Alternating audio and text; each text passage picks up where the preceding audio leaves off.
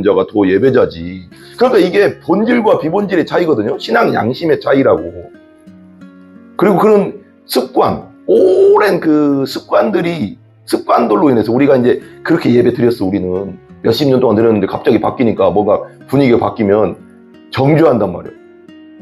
저것들은 왜 저렇게 예배 드리지? 근데 이렇게 예배 드리건 저렇게 예배 드리건 그건 중요한 건 하나님 앞에 내가 어떤 마음으로 어떤 자세로 14장 이제 14장 로마서 14장입니다. 14장 1절에서 6절까지만 하겠습니다. 12절까지 하려고 했는데 길어질 것 같더라고요. 14장 1절에서 6절까지 로마서 14장 1절에서 6절까지 우리 한번 같이 읽겠습니다. 믿음이 연약한 자를 너희가 받되 그의 의견을 비판하지 말라. 어떤 사람은 모든 것을 먹을 만한 믿음이 있고 믿음이 연약한 자는 채소만 먹느니라. 먹는 자는 먹지 않는 자를 업신여기지 말고 먹지 않는 자는 먹는 자를 비판하지 말라. 이는 하나님이 남의 하인을 비판하는 너는 누구냐? 그가 서 있는 것이나 넘어지는 것이 자기 주인에게 있음에 그가 세움을 받으리니 이는 그를 세우시는 권능이 주께 있음이라. 어떤 사람은 이 날을 저날보다 낮게 여기고 어떤 사람은 모든 날을 같게 여기나니 각각 자기 마음으로 확정할지니라. 나를 중히 여기는 자도 주를 위하여 중히 여기고 먹는 자도 주를 위하여 먹으니 이는 하나님께 감사하며 먹지 않는 자도 주를 위하여 먹지 아니하며 하나님께 감사하느니라. 아멘. 아멘. 14장 위에 보면 형제를 비판하지 말라, 판단하지 말라 라고 적혀 있죠. 그 교회 생활 하다 보면 저도 예전에 좀 그랬던 것 같아요. 막 새벽기도 열심히 하면 새벽기도 안 하는 사람 보면은 야, 신앙생활 몇 년 했는데 저렇게 새벽기도도 못 하나? 막 그냥 판단하고 또 뭐 옛날 저희들 교회는 그렇지 않았는데 저는 이제 어렸을 때는 이제 장로교 통합지교에서 자랐는데 뭐 침례교는 그랬죠. 어디 좀 되게 보수적인 교단은 주일날 뭐 사 먹지 말라고 했다고 하더라고요. 근데 그게 이제 그건 뭐 사 먹건 안 사 먹건 그게 성경에 써 있는 건 아니잖아요. 그게 이제 건강하게 보내라 그런 뜻인데 이걸 딱 정할 수 없다는 거죠. 내가 안 사 먹는 사람이야. 근데 주일날 사 먹는 사람한테 아이고 뭐 당신 어떻게 주일날 그런 걸 사 먹어 이렇게 속으로 생각하거나 말로 할 수 있잖아요. 비판할 수 있다고. 근데 그게 그 비판이 만든 걸까? 맞지 않았습니다. 그건 성경적이지도 않고 그건 뭐 각자의 신앙 양심에 따라서 하는 거예요. 나는 주일을 그냥 거룩하게 지킬 거야. 그래서 뭐 사 먹지 않을 거야. 그럼 자기가 알아서 하면 돼요. 근데 다른 사람한테 그걸 강요하면서 비판할 수는 없다는 거예요. 성경이 없으니까. 그건 각자의 신앙 양심이니까 그건. 예를 들면 나도 이제 저는 이제 그런 생각이 있거든요. 예를 들면 주일 같은 경우는 저는 이제 온전히 하나님의 날이니까 하나님께 다 드려야 된다. 하나님께 다 드리는 날이다. 그런 생각으로 저는 이제 저 주일 저녁 예배를 드리거든요. 주일 저녁 예배를 드리고 웬만하면 이제 주일날은 이제 뉴스 볼 때도 있어요. 9시 뉴스를 웬만하면 볼 때도 있는데 그냥 주일날은 12시까지는 그냥 내 신앙 양심이에요. 12시까지. 그냥 하루 종일은 그냥 예배 끝나고 집에 가서도 다른 목사님들 말씀을 듣거나 다른 목사님들 그 주일의 말씀도 듣고 막 그러거든요. 뭐 기도를 하거나 그건 근데 내 신앙 양심이잖아요. 그걸 누구한테 가서 너도 그렇게 해 이렇게 할 필요는 없다는 거죠. 왜 그러면 각자의 주의를 지키는 각자의 양심에 따라서 하는 거지. 그건 내가 오후 2시에 예배 드리면 그건 말이 안 됩니다. 우리 그러면 안 됩니다. 우리 옛날에 그랬던 것 같아요. 처음 제가 청년 때인가요? 24살인가 6살 때인가 7살인가 모르겠어요. 그때쯤이에요. 지금부터 벌써 20년이 넘었죠. 그러니까 2004, 5년, 6년? 그때 이제 우리 청년 예배 드리고 나서 이제 대전에 목양교회라고 거기 다녔는데 그 청년 예배에서 이제 우리가 이제 어디 밥 먹으러 갔나? 이제 갔는데 주일날이었던 것 같아요. 청년들끼리 갔는데 차에서 어떤 말이 나왔냐면 어떤 친구가 이런 말을 했어요. 그때 내가 깜짝 놀랐던 생각이 나. 깜짝 놀랐어요. 어떤 친구가 그때 당시 막 유행했어요. 그게 유행이라고 하면 좀 그렇지만 깜짝 놀랐는데 어떤 친구가 그랬나? 그랬어요. 어떤 친구가 그러더라고. 어떤 다른 청년애가. 아니, 보니까 어디 교회는 오후 2시에 예배 드리더라고. 그러니까 그때는 다 저녁 때 드렸거든요. 그때까지만 해도 주일 저녁이 그냥 정통이었어요. 다. 그때까지만, 우리 그때까지만. 근데 그때 슬슬 뭐가 어디 서울에서 뭐, 야, 2시에 드린다더라. 뭔가 어디 우리 대전에서 이제 그게 서울에 있던 게 슬슬 내려와 대전까지 온 것 같아. 그래서 대전에 어떤 교회는 뭐 2시에 드린다. 그리고 끝이야. 그리고 집에 가더라고 다. 그래. 근데 내가 그때 우리 청년들이 대부분이 대다수가 뭐라고 했냐면 그때 당시 이 전통에 젖어 있으니까 나 그때 다 미쳤구만. 미쳤어. 막 이런 생각을 우리가 했어요. 그런 말을 했던 생각이 나. 야, 미친 교회구나. 어떻게 주일 저녁을 없애고 오후 2시 인간 편의적이다고 막 인본주의적이다고 막 비판했던 생각이 막. 근데 나만 그런 게 아니고 그때 다 그랬어요. 그리고 이런 것도 있잖아. 예를 들면 지금은 다 하잖아요. 주일 저녁 예배 드리는 게 더 이상해요, 요즘은. 오후 예배 다 옮겨가서. 근데 그건 뭐 각자 교회에 맞게, 사정에 맞게. 어차피 미국 교회는 뭐 그렇게 안 하니까. 미국에서 우리 왔잖아요, 선교사. 근데 주일 저녁 예배는 없거든요, 미국은요. 새벽 예배도 없어요, 거의. 미국 교회는. 각자 알아서 하는 거지. 수요 예배, 주일 예배 이 정도 있는 것 같아요. 근데 또 뭐가 있었냐면 또 무슨 얘기 하려고 말았는데 그 전통에 대한 거 있잖아요. 그러니까 뭐 옛날에 참 옛날 7, 80년대 어른으로 돌아가보자. 어른 시대. 7, 80년대에는 70년대까지 뭐 80년대 뭐 그 80년대 전에까지는 교회에서 거의 다 뭘로 했냐면 반주를 뭘로 했어요? 오르간. 오르간이 들어와. 근데 80년대부터 열린 예배라고 해서 막 이제 이게 열리면서 온누리 교회에서부터 많이 시작한 것도 있지만 그 시대에 이제 미국에 이제 그런 그 찬양 문화가 많이 밴드가 들어왔어. 그랬더니 그 밴드를 드럼을 이런 교회도 있더라고. 그러니까 키보드를 놓을 수 있냐 안 놓을 수 있냐부터 떠나서 키보드 놓은 교회는 드럼 놓으니까 드럼을 놔야 되냐 안 놔야 되냐 막 이런 것 때문에 막 어른들은 그런 걸 싫어하잖아요. 조용하게 전통적으로 40년 동안 예배드리다가 갑자기 꽝꽝꽝 막 이러면 이게 집중이 안 되거든요. 어른들은 이해는 가요. 근데 그것이 이렇다 저렇다 할 수 있는 게 아니에요. 왜 그러냐면 다윗 시대 있잖아요. 다윗으로부터 도전하면 그러면 우리 어른들보다 훨씬 몇천 년 전 다윗 시대 벌써 기원전 지금부터 3000년 전 사람인데 그때 보면 찬양할 때 뭐라고 했냐? 수금과 비파와 뭐와 그러니까 지금 말하는 밴드로 한 거예요. 그때 당시 벌써 수금과 비파와 모든 악기를 동원해서 찬양했거든요. 그러니까 그렇게 따지면 또 안 되는 거예요. 그러니까 찬양은 하나님께 우리가 어떤 마음으로 하나님을 예배하느냐 그런 악기가 중요한 게 아니고 어떤 마음. 그러니까 오르간만 갖고도 마음 없이 예배드리는 것보다는 모든 악기를 갖추고도 마음을 가지고 예배드리는 자가 더 예배자지. 그러니까 이게 본질과 비본질의 차이거든요. 신앙 양심의 차이라고. 그리고 그런 오랜 그 습관들로 인해서 우리가 이제 그렇게 예배 드렸어. 우리는 몇십 년 동안 드렸는데 갑자기 바뀌니까 뭔가 분위기가 바뀌면 정죄한단 말이에요. 저것들은 왜 저렇게 예배 드리지? 근데 이렇게 예배 드리건 저렇게 예배 드리건 그건 중요한 건 하나님 앞에 내가 어떤 마음으로 어떤 자세로 영과 진리로 내가 예배 드리느냐 안 드리느냐가 중요한 거지. 본질적인 게 중요한 거지. 이상하게만 안 드린다면 그죠? 근데 이게 그런 거죠. 그럼 오늘 말은 그건 비슷한 말이거든요. 그리고 여러분들도 아마 이게 시대가 지나면서 막 그런 생각이 들 거예요. 요즘은 뭐 어디 교회는 또 나도 처음 나왔을 때 좀 이게 이해가 우리는 밴드 세대잖아요. 근데 어른들은 또 오르간 세대고 그리고 또 우리 또 뒷세대는 또 랩으로 막 찬양하잖아요. 처음 랩으로 찬양하는데 정말 거부감이 들어가서요. 이게 사람이 왜 그러냐면 익숙한 것 때문에 예배에 대한 내가 몇십 년 동안 같이 예배드렸던 그 익숙함으로 이걸 비판한다고. 근데 랩으로 예배드리면 어떻습니까? 그들은 그렇게 예배 드리겠다는데. 안 그렇습니까? 그렇게 따지면 그걸 진심으로 예배 그렇게 드린다는데 랩을 한다는데 왜 랩으로 찬양한다는데 뭐 그 사람의 마음이지 그건 뭐 그걸 이래라 저래라 그거 나쁘다 좋다 뭐 그렇게 할 수 없는 거예요. 그죠? 그리고 오늘 본문을 이제 우리가 잘 살펴볼 것을 생각을 좀 해봐야 될 게 있다고 했잖아요. 그러니까 이게 내가 반복을 많이 하는 이유가 있어요. 로마서 1장부터 11장까지는 교리편이에요. 교리편.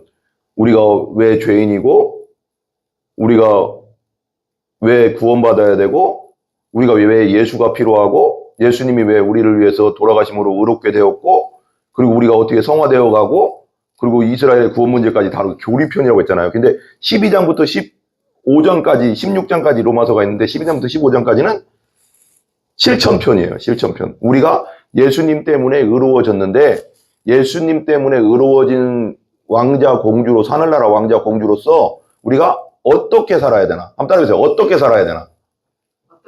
우리가 그리스도인으로서 어떻게 살아야 되나? 이거 구원 문제랑 달라요. 구원받은 사람으로서 어떻게 살아야 되냐? 율법주의자는 뭐냐면 완전 틀린 거예요. 복음으로 믿는 것은 뭐냐면 예수 믿은 다음에 우리가 어떻게 감사함으로 살아갈 것인가, 어떻게 아버지의 뜻대로 살 것인가고, 율법주의는 내가 이걸 지켜서 하나님께 인정받아서 구원받아야지가 율법주의. 완전 다릅니다. 지키는 의도가. 그죠? 동기가 달라요. 동기가. 그러니까 복음은 이제 복음과 도시에서도 얘기하고 성경적인 게 뭐냐면 복음은 하나님의 사랑이에요. 사랑으로 우리가 예수님의 십자가의 은혜와 사랑을 받은 존재로서 하나님의 자녀가 됐고, 자녀가 된 자로서 하나님께 너무 감사하기 때문에 사는 것, 감사함으로 살아내는 것, 하나님 뜻대로 살고 싶은 거. 너무 감사하잖아요. 우리 죄 때문에 돌아가지고. 감사해서 사는 것이 복음이고, 두려워서 사는 거. 내가 이렇게 하면 하나님이 나를 치실 텐데, 하나님이 나를 어떻게 할 텐데. 이게 율법이에요. 율법. 이게 율법주의가 뿌리가 박혀 있는 거예요. 그게. 그러니까 우리가 어느 교회에서 잘하느냐에 따라서 이게 완전히 신앙의 노선이 완전히 이게 힘들거든요. 그리고 유대인들도 마찬가지예요. 오늘 말씀에 이제 유대주의적 그리스도인과 이방인 그리스도인들이 나오는데, 유대인들은 계속 그 구약적 이걸 지키다가 예수를 믿었기 때문에 이게 뭐 어때요? 옛날에 그 습성이 남아있을까요? 안 남아있을까요? 남아있죠. 예를 들면 이런 거예요. 어떤 교회에서, 예를 들면 어떤 교회에서 어떤 목사님이 설교마다 맨날 심판만 얘기해. 이렇게 하면 하나님이 치십니다. 이렇게 하면 하나님이 두렵게 합니다. 이렇게 하면 이것만 맨날 듣다가 10몇 년 듣다가 복음을 들었어. 예수님은 사랑이십니다. 예수님이 우리를 위해 돌아가셨습니다. 예수님은 우리를 죽이시지 않습니다. 예수님의 안에서 우리는 하나님의 자녀입니다. 우리는 하나님의 자녀답게 사는 겁니다. 하나님이 우리가 잘못 살면 하나님이 아버지가 부모가 자녀를 훈계하듯이 징계하고 채찍은 들 수 있어도 죽이시려고 그러는 게 아닙니다. 두려움을 주려고 하는 게 아닙니다. 올바르게 살려고 징계를 주는 겁니다. 이게 완전히 시스템이 다릅니다. 그러니까 사람들이 그래요. 그러면 하나님의 징계는 뭡니까? 우리가 자녀로서의 징계입니다. 그건 율법 안에 있으면 종으로서의 징계입니다. 이거 완전히 달라요. 그러니까 두려움이 아니에요. 징계는 하나님의 사랑의 징계죠. 사랑의 매초리죠. 이제 예수님을 믿고 하나님의 자녀가 된 자로서의 복음 안에 있는 자는 사랑의 회초리를 드는 거죠. 잘못된 길로 가죠. 우리도 육신의 죄성이 있으니까. 그럴 때 글로 가면 안 돼 하면서 이렇게 사랑으로 이렇게 인도해주는 회초리죠. 근데 율법주의 아래 있으면 두려운 거죠. 그냥 내가 이런 죄인데 하나님 날 치시면 어떡하지? 이게 율법주의라고 하는 겁니다. 이 시스템이 완전히 달라. 여기서 벗어나야 됩니다. 복음으로 돌아와야 돼요. 그래서 예수님이 죽은 거예요. 그러니까 복음 안에 있으면 뭐가 있어요? 자유하다고 하잖아요. 이 자유가 뭐냐? 종으로 있을 때, 죄의 종으로 있을 때, 얘가 예수 몰랐을 때는 그냥 두렵기만 한 하나님이었는데 이제는 아버지 하나님이에요. 내가 잘못해도 회초리는 들지만 나를 죽이시지 않는 아버지, 내가 막 벌벌 떠는 아버지, 그 심판자가 아니라 아버지로서의 하나님인 걸 항상 생각해야 돼요. 예수님까지 내주신 하나님이 자기 아들까지 내주신 하나님이라는 걸 항상 인식하고 살아야 돼요. 왜냐면 마귀가 이 부분을 계속 치거든요. 계속 율법으로 치거든요, 이걸. 근데 우리는 율법에서, 그래서 로마서에서 계속 강조하는 게 뭐냐면 우리는 율법에서 벗어났다. 율법에서 벗어났다. 이걸 계속 얘기해주는, 끊임없이 반복하는 게 이거거든요. 왜 그러냐면, 바울이. 한번 따라해보세요. 우리는 율법에서 벗어났다. 율법에 의해서 벗어났다. 우리는 율법의 저주에서 벗어났다. 누가 저주당했습니까? 예수님이.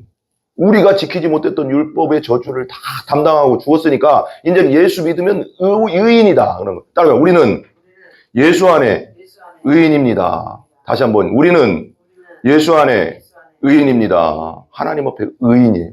심판받지 않습니다. 아멘? 이걸 항상 인생에 끊임없이 이걸 붙잡아야 돼요. 왜냐면 마귀가 자꾸 이 부분을 막 율법으로 막 나를 끌고 가려고 하거든요. 내가 연약해서 죄질 때마다, 아이, 너 엄마 그렇잖아. 너, 아이, 나쁜 인간, 나쁜 니은, 나쁜 놈, 뭐, 이렇게 하면서 막 계속 정죄한단 말이에요. 그건 마귀가 하는 짓이에요. 이제 끝났어요, 정죄는. 이제 다시 한번 따라 예수 그리스도 안에 있는 자에게는 결코 정죄함이, 심판이, 유죄 판결이 없나니.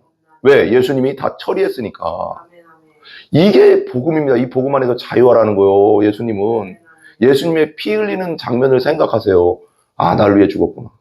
내 죄 때문에 죽었구나. 예수님이 부활했구나. 아, 그 죄 문제를 다 해결됐구나. 이걸 항상 인식해야지 자유할 수 있습니다. 눌립니다. 율법으로 들어가면 자꾸 계속 정죄감으로 들어가면 눌리거든요. 그게 마귀가 주는 거예요. 그래서 바울이 끊임없이 얘기하는 뭐냐면, 너희들은 자유하다. 너희들은 율법의 저주에서 끝났다. 결코 예수님 안에 정죄함이 없다. 끊임없이 계속 얘기하는 거예요. 7장, 8장 1절에 나오잖아요. 그죠? 넘어서. 근데 이제 보세요. 근데 오늘은 뭐냐면 적용편이라고 했잖아요.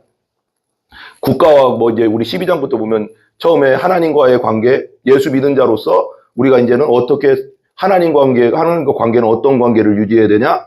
그리고 나 자신과의 관계는 어떻게 되냐? 그리고 원수와의 관계는 어떻게 되냐? 그리고 형제 자매와의 관계는 어떻게 되냐? 이게 이제 오늘 부분이 형제와의 관계는 어떻게 하냐? 이 부분을 다루는 거예요. 그리고 잘 보시면 중요하거든요. 오늘 말씀도. 이게 이제 우리 교회에도 많이 적용되기 때문에 한번 1절부터 한번 보겠습니다. 같이 읽어봐요. 같이 시작.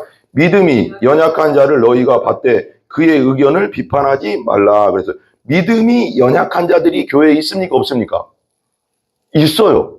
교회를 오래 다녀도 있고 교회를 금방 다닌 사람도 연약한 자들이 있어요. 그건 성향적인 것도 있고 좀 부족한 점이 있어요. 근데 그 사람을 어떻게 하라고요?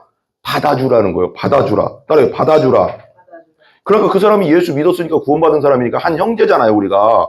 한 형제로서 연약하고 부족한, 그럼 왜 우리 가족 중에도 자녀가 옛날에는 많았잖아요. 예를 들면 많으면 뭐 3명, 4명 있으면 그 중에는 건강으로 예를 들면 건강적으로 연약한 자가 있고 더 건강한 자가 있잖아요. 근데 건강이 강한 자가 약한 자한테, 아이, 너는 그렇게, 신마리도 없고 맨날 왜 그래 하면서 뭐 그렇게 할 수 없는 거예요. 왜 그러면 타고난 게 그렇잖아요. 그러니까, 받되, 여기서 이제 너희가 연약한 자를 받되 그럴 때 뭐냐면, 프로스 람바노라고 하는데, 이건 충심으로 환영해라. 따라해, 충심으로 환영해줘라. 부족한 것을 인정해주고, 그를 위해 기도해주라는 거예요. 이게 왜 그러냐면, 예수님이 그 사람을 받아줬잖아요. 이게 되게 중요한 부분이거든요.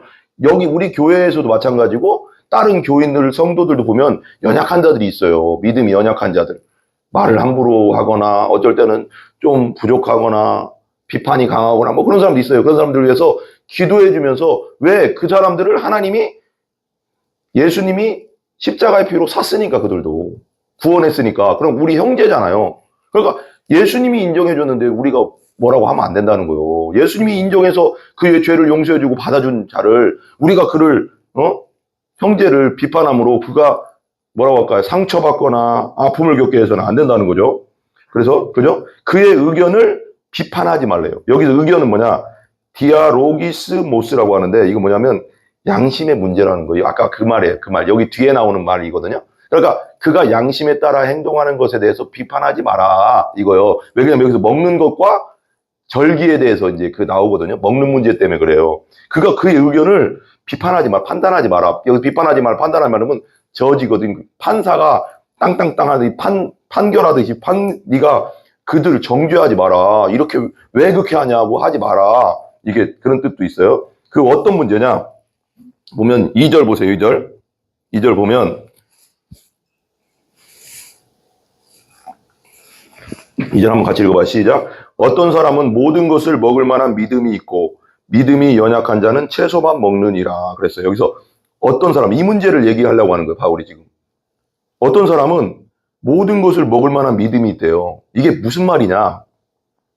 믿음이 연약한 자는 채소 먹는, 여기 무슨 말이냐? 이 문제가 뭐냐면 레위기의 문제하고 좀 연결이 있거든요.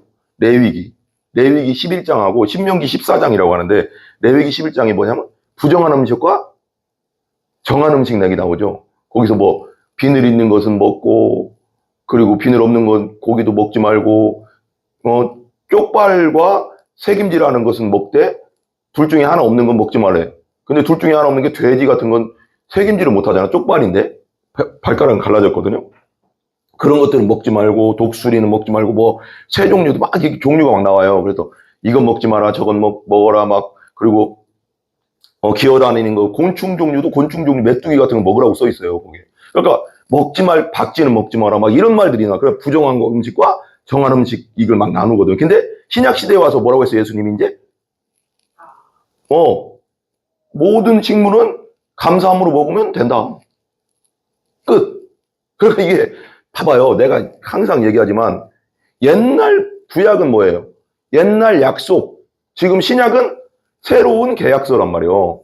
내가 몇 번 얘기하지만 우리 교회를 계약할 때 이게 2년에 한 번씩 계약하잖아요. 그러면 요번에도 계약했는데 요 위층하고 4층하고 3층 이제 3층을 또 계약했었단 말이에요. 작년 11월 그러면 작년 그러니까 2021년도에 내가 천에 몇만 원, 몇십만 원 한 달에 몇 월 며칠 날 주기로 계약합니다. 주인하고 도장 빵빵 찍고 부동산 도장 땅 찍었어요. 그럼 그 계약은 효력이 생긴 거예요, 효력. 그죠? 그대로 해야 되는 거예요. 셋이가 다 계약했기 때문에. 근데 2년 후에 또 계약하는 거예요. 주인이 전화 와. 아, 목사님, 그거 어떻게 할까요? 그럼 예를 들면 그 주인이 75만 원으로 올려주세요. 그럼 제가, 지금은 어려운데요. 한 73만 원으로 하시죠. 그래서, 그 합의가 됐어. 그러면 73만 원으로 따다다당 도장 찍었어. 그럼 이제 옛날 70만 원을 내는 게 아니라, 이제 새로운 계약서대로 73만 원을 줘야 되는 거예요. 옛날 70만 원 주면 되는 거야, 안 되는 거야? 안 되지. 그러니까 옛날 구약 성경은 구약의 계약이고, 이제는 신약, 새로운 계약서를 썼단 말이에요. 뭐라고? 예수님이 모든 먹는 것은 감사함으로 먹어라. 끝이라고.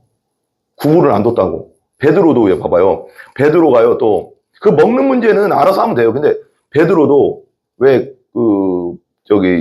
요빠인가요? 거기 있을 때, 고넬료 이방인, 백부장 이방인이 되게 진짜 하나님을 섬기고 구제하는 일을 힘쓰니까 환상 중에 나타나고 천사가 나타나고 막 그러니까 환상 중에 이제 베드로에게 위에서부터 보자기 같은 거 확 내려와서 그 위에 그 안에 보니까 막 온갖 부정하다고 하긴 그렇지만 먹지 못할 거 그냥 그러니까 유대인들이 먹지 못할 그 레위 11장 막 기린, 사자 뭐 예를 들면 어떤 그림에 보니 그렇게 나오더라고요. 애들 그림 성경에는 뭐 돼지 이런 것들이 막 내려와서 이렇게 보니까 그러면서 하나님 뭐라고 했냐면 잡아 먹으라 그러거든요.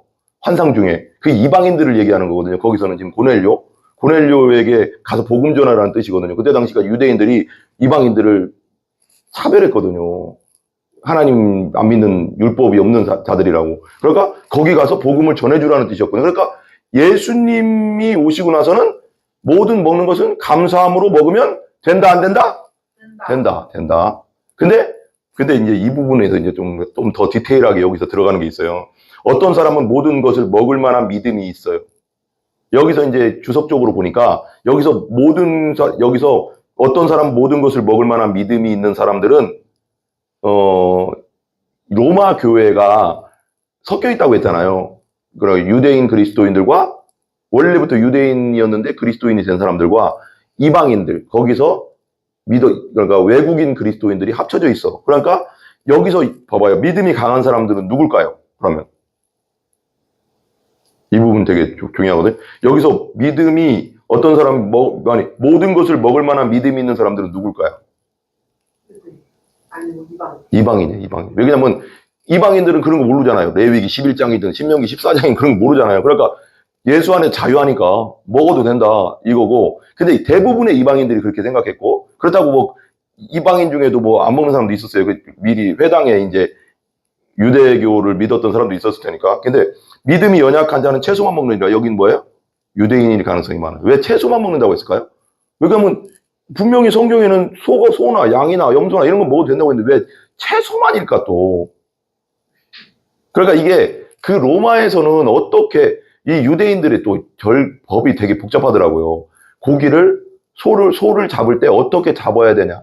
그 잡는 방법에 따라서도 잡는 방법에 따라서도 먹을 수 있고 먹을 수 없는 게 있대요. 똑같은 걸 잡아도. 그러니까 이걸 어떻게 잡았는지 모르기 때문에 난 그냥 채소만 먹겠다. 내 몸을 정결하게 하겠다. 근데 이게 중요한 게 봐봐요. 근데 여기서 이게 맞냐 틀리냐 얘기를 하려고 하는 게 아니야, 바울이 지금. 먹어도 되냐, 먹지 말아야 되냐, 이 부분을 얘기하려고 하는 게 아니라 인정해 주라는 거예요, 서로의 믿음을. 이건 구원하고 상관없잖아요. 지금 로마서 전체가 뭐예요? 예수 믿어 의로워진다. 율법으로 의로워지는 게 아니다. 우리가 율법은 죄인인 것만 가르쳐주는 뿐이다. 우리가 맨날 지키면 지킬수록 우리는 못 사는구나, 하나님 뜻대로 사는 것만 알려주는 거지. 구원의 문제를 다루니까, 로마서는. 그러니까 먹는 것 때문에 다투지 마라. 왜 다투니까 막. 그 봐봐요, 여러분. 제가 책을 보다 보니까 이런 말이 나오더라고요. 옛날 교회 때, 이 초대교회 때 고린도 교회나 갈라디아 교회나 로마 교회나 이런 교회들, 빌립보 교회나 문제 있었을까요, 없었을까요? 똑같이 있었어요. 우리랑 똑같아요. 빌립보 교회는 두 여자 어떤 성도 때문에 막 복잡했어요. 서로 간에 고집을 부려가지고. 그랬고, 고린도 교회는 파가 나눠져 있었어요. 어떤 파? 어떤 사람은 바울파, 어떤 사람은 바울 목사님, 어떤 사람은 아볼로 목사님, 어떤 사람은 또, 누구. 이게 해서 몇 개로 나눠져 있었어요. 그리고 무슨 파까지 있었냐면 그리스도파까지 있었어요. 성경에 나와요. 되게 웃기잖아요? 그래서 우리랑 비슷합니다. 옛날이나 지금이나. 근데, 그랬죠. 갈라디아 교회는 유대주의자들이 들어와서 복잡했죠. 분열이 일어났죠. 그죠? 골로새서 교회인가요? 에베소나 골로새 교회는 또 통일성이, 서로 간에 좀 이렇게 통일성이 없었죠. 다 문제가 있어요. 근데 누구 안에서 우리가 하나 돼요? 예수로 돌아가야 돼요. 왜 이게, 뭐가 문제가 되는 건 꼭 뭐냐면, 사소한 문제들이거든요. 해야 되냐, 안 해야 되냐, 뭐 여러 가지 문제, 그리고 근데 갈라디아는 너무 센 문제였지만, 근데 이런 거예요. 그런 뜻이에요. 그러니까, 먹는 자는, 여기 나오죠. 3절 같이 읽어볼게요. 같이 시작. 먹는 자는 먹지 않는 자를 뭐 하지 말라? 업신여기지 마라. 먹는 자는 먹지 않는 자를 업신여기. 그러니까, 믿음으로 자유한 자는, 고기를 뭘 먹던 자유한 자는, 먹지 않는 자, 채소만 먹는 자를 무시하지 말라는 거예요. 아이고, 저 믿음도 없는 거. 아니, 예수님 그랬잖아. 다 괜찮다고 했잖아. 왜 너들 왜 채소만 먹고 그래? 막 하면서 그렇게 업신여기지 말라는 거예요. 왜? 분열이 일어나니까, 그러면. 그렇죠? 그리고 또 나오죠? 먹지 않는 자는 먹는 자를 또 뭐 하지 말라? 비판하지 말라. 판단하지 말래, 또. 그러니까 뭐래요? 먹지 않는 자, 난 채소만 먹는데 난 거룩해. 나는 채소만 먹기 때문에 거룩해. 그러니까 그냥 돼지고기니 뭐든 막 먹는 자한테 뭐래? 저거들은 그냥 거룩하게 못 살아, 저거. 막 하면서 비판하지 말. 그러니까 서로 간에 또 비판을, 마귀가 역사하는 거죠, 그죠? 근데 뭐래요? 비판하지 말라고. 믿음대로, 신앙 양심대로 살으라는 뜻이죠. 말라. 고린도전서 8장에도 나오지만, 이건 다른 문제지만, 그죠? 이는 하나님이 그를 뭐 했다? 받으셨습니다. 봐봐요. 여러분 되게 중요한 게 여기서. 먹고 안 먹고가 구원의 문제랑 상관없다는 걸 자꾸 얘기하는 거예요. 여기서 하나님 받으셨다는 거 뭐예요? 누구를 통해서 받으셨어, 우리를? 예수님. 예수님 믿음으로 우리를 다 받아주셨어. 예수님 믿음으로 우리가 의인이 다 됐어요. 그러니까 하나님이 받아줬는데 니들이 왜 판단하고 비판하고 그러냐? 판단하지 마라. 각자의 신앙 양심대로 먹든지 안 먹든지 알아서 해라. 그걸로 비판하거나 판단하지 마라. 그러는 거예요. 아멘? 우리가 믿음이 연약한 자리 있잖아요. 교회에서도. 그러면 저 사람이 저 연약한 것을 보면 우리가 뭐 해야 돼요? 기도해주고 믿음이 더 성장할 수 있도록 도와주는 게, 사랑으로 도와주는 거지. 뭐 정죄하고 비판하고 판단하고 너 왜 그렇게 살아 하면 돼요, 안 돼요? 안 돼. 그리고 믿음이 약한 자도 믿음이 강한 자를 보면서 어떻게 해야 돼? 예를 들면 이렇게 여기 뭐라고 했어요? 업신여기지 말라고. 믿음이 강한 자도 믿음이 약한 자를 보니까 업신여기지 말고, 믿음이 먹지 않는 자도 먹는 자를 비판하지 말라고. 그러니까 서로 간에 그 사람을 세워주는데, 예수 그리스도의 사랑으로 세워주는데 노력해야지, 다른 것 문제로, 그런 문제로 분열을 일으키지 마라. 우리는 오직 예수 때문에 구원받았다. 아멘? 그러면서 4절에 이렇게 나와요. 예수님이 또 이렇게, 바울이 이렇게 얘기해요. 또 예화를 들면서. 남의 하인을 비판하는 너는 누구냐? 그래요. 남의 하인이 누구예요? 여기서는 비판한다는 거 뭐예요?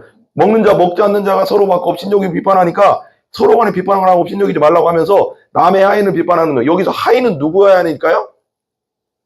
하나님.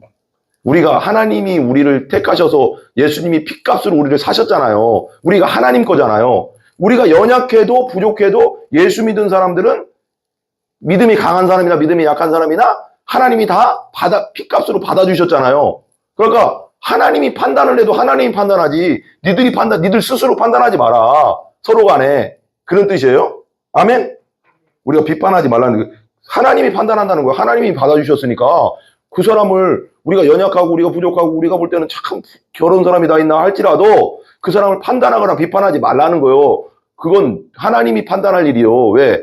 하나님의 것이니까. 우리 모두는 누구 거? 하나님의 것이니까. 하나님이 핏값으로 받아줬으니까 기도해 줄 뿐이지, 그 사람을 위해서. 아멘? 기도해 주고 세워주는 게 우리지. 누구냐? 그가 서 있는 것이나 넘어지는 것이 자기 주인에게 있음에 하나님께 있다는 거예요. 하나님께. 아멘? 그가 세움을 받으리니 하나님이 세워주실 거라는 거예요. 약한 자도 나중엔 다 믿음을 성장시켜서 세워줄 거니까 비판하지 마라. 받으리니 이는 그를 세우시는 권능이 주께, 권능, 두나미스죠.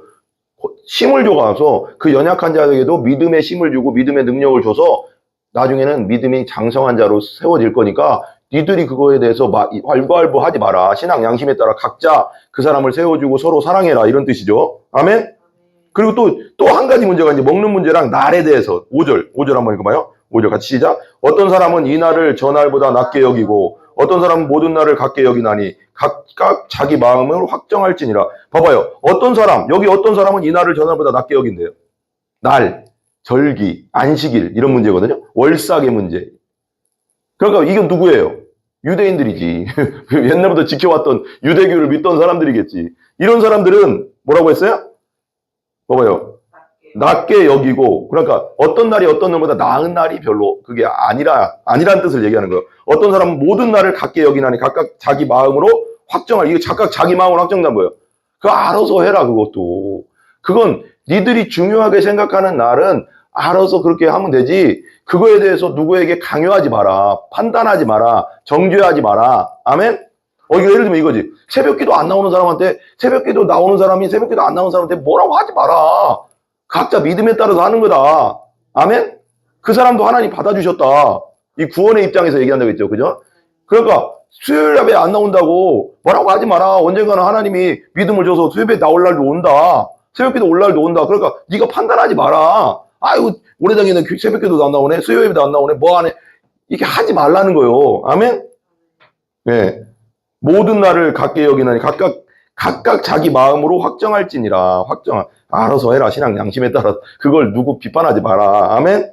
네, 6절 마지막 같이 읽어봐요. 나를 중히 여기는 자도 주를 위하여 중히 여기. 뭐라고요? 여기 나오죠. 각자 알아서 신앙 양심에 따라 하라는 거예요. 그 날 뭐 월삭이든 뭐 절기든 뭐 알아서 그거 네가 알아서 해라 그거. 근데 나를 중히 여기는 자 누구를 위해서 한다고요? 주. 예수님에서 위해서 자기 신앙 양심에 따라 하는 거고. 그죠? 근데 먹는 자도 주를 위하여 먹으니 뭐래요? 뭐든지 먹는 것도 예수님이 말씀하셨으니까 자유롭게 나는 먹는다. 그것도 주님을 위해서 내가 하겠다. 이는 하나님께 감사하며 먹지 않는 자도 주를 위하여 먹지 아니하며 내가 자기 신앙 양심에 따라서 나는 채소만 먹겠다. 오직 하나님을 위해. 그러니까 성령이 인도하는 대로 니들이 알아서 할 일이지. 그건 뭐 구원 문제는 상관없다. 자꾸 먹지 아니하며 하나님께 감사하느니라. 아멘? 그러니까 요즘은 저는 하나님이 마음을 주셔가서 그냥 아침 점심 금식하거든요. 그럼 마음을 줘서 해요. 그러니까 어쩔 때 배고플 때도 있는데 그렇게 막 배고프지 않더라고요. 그리고 이제 저녁 때 가서 밥 먹고 그래요. 근데 하루 한 끼 먹어요, 웬만하면. 근데 그것을 여기 이제 우리 이제 사모님이 계신데 여기 우리 사모님한테 너도 그렇게 해. 너는 왜 그렇게 안 해? 그러면 돼요, 안 돼요? 안 돼요, 그렇게 하면. 왜? 그건 나한테 성령님이 주셔서 감동 주셔서 하는 거지. 그죠? 나는 그래서 또 하나님이 마음에 성령님이 기도 중에 내가 어느 날 한 달 전부터 뭐 특별한 일 아니면 제가 교회에서 한 8시간씩 기도하고 그런 마음을 주셔가서 그냥 방언으로 기도하고 계속 기도해요. 그걸 누구에게 강요할 수 있어요, 없어요? 사모님은 왜 기도 안 해? 왜 8시간씩 기도 안 해? 할 수 있어요, 없어요? 그거 하면 안 된다는 거예요, 그렇게. 각자가 성령의 인도대로 신앙 양심대로 하라는 거예요. 예수님이 다 각자를 하나님이 예수 믿었다면 받아준 자니까. 아멘? 이것 되게 중요해요. 형제를 판단하거나 비판하지 말라는 거예요. 진짜 주인은 그들의 주인이 하나님이지 우리가 아니잖아요. 아멘? 예, 우리 한번 기도하겠습니다. 우리 한번 기도하겠습니다.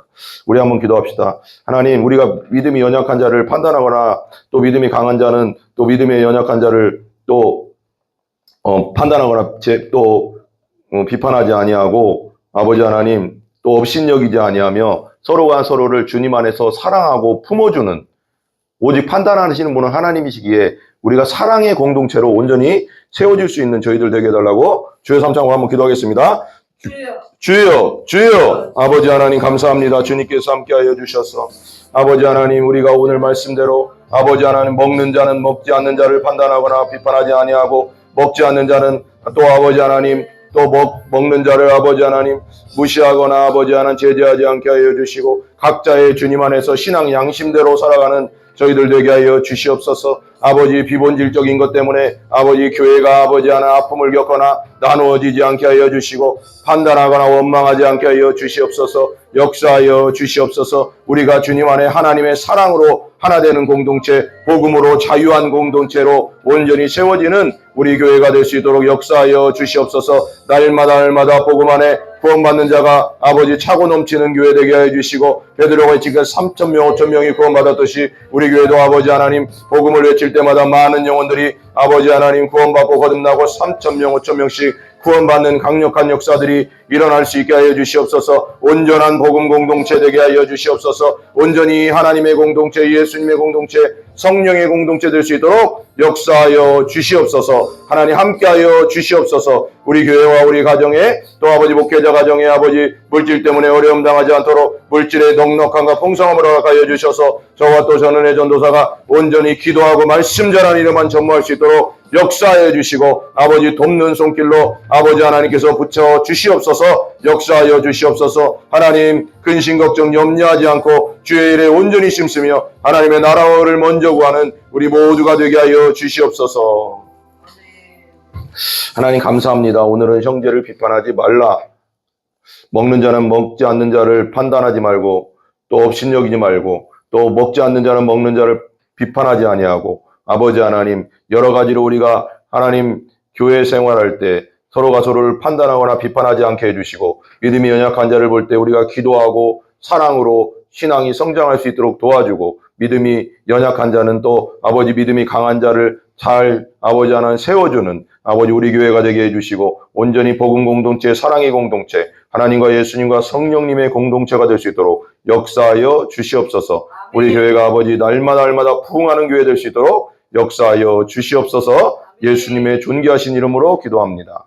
아멘. 우리 주기도합니다. 하늘에 계신 우리 아버지여 이름이 거룩히 여김을 받으시오며 나라의 임하옵시며 뜻이 하늘에서 이루어진 것 같이 땅에서도 이루어지이다. 오늘날 우리에게 일용할 양식을 주시고 우리가 우리에게 죄 지은 자를 사하여 준 것 같이 우리 죄를 사하여 주옵시고 우리를 시험에 들게 하지 마옵시며 다만 악에서 구하옵소서. 대개 나라와 권세와 영광이 아버지께 영원히 있사옵나이다. 아멘. 하나님께 영광 돌립니다. 감사합니다.